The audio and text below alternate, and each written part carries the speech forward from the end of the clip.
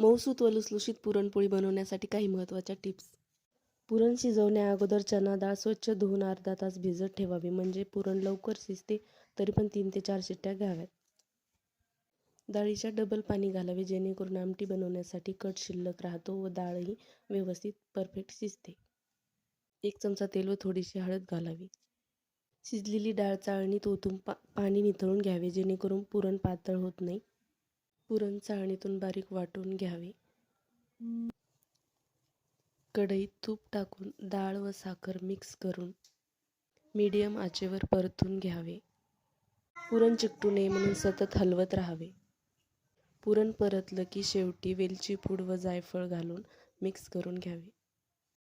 असा चमचा उभा राहिला की समजून जायचं पुरण परफेक्ट झालं आहे. पोळीसाठी पीठ भिजवताना पिठामध्ये चवीनुसार मीठ, तेल व चिमूटभर हळद घालावी. मऊसूत पीठ भिजवा व 30 मिनिटे रेस्ट द्या. पुरण कमी झालं तर पोळीला टेस्ट येत नाही आणि जास्त झालं तर पोळी फुटू शकते. त्यामुळे जेवढं कणकीचा गोळा तेवढंच पुरण घेऊन